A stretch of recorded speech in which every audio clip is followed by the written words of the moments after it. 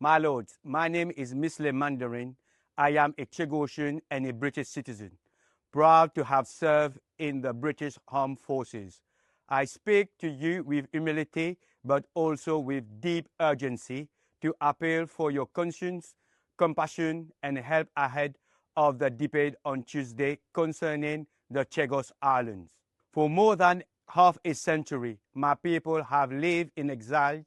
We were born British, but we were exiled by Britain between 1968 and 1973. Our parents and grandparents were forcibly removed by our homeland in the Chagos archipelago to make way for a foreign military base, where we were sent to Mauritius and the Seychelles, where generations of our family have lived in poverty and discrimination. We have been treated as outsiders, black, Christian, Chagosian, in societies that neither welcome us nor recognize us as our own people. We thought we had won the right to be consulted about our homeland when a marine reservation was put in place, but now the government said it does not recognize us and does not have to consult us. This treaty with Mauritius does not guarantee British Chagosian any rights of return to our islands. It hands that power to Mauritius, a state that does not value or even recognize Chagosian as a distinct people, where already talks about rumors of Mauritius giving further islands to China. The deal also ends our British Overseas Territory citizenship, the very status Parliament granted us in 2022 to the right of historic wrong.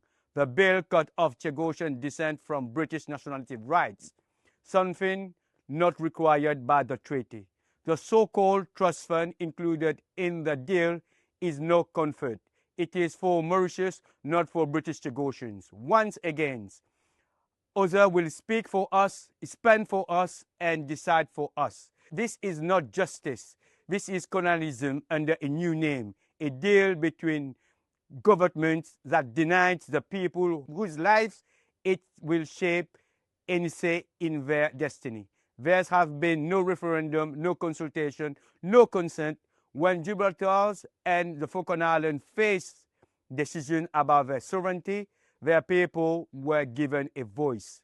Why do we not deserve the same right to self-determination and consultation? Is our ethnic group not worthy? Is it because we are a small black Christian community with no wealth and no power?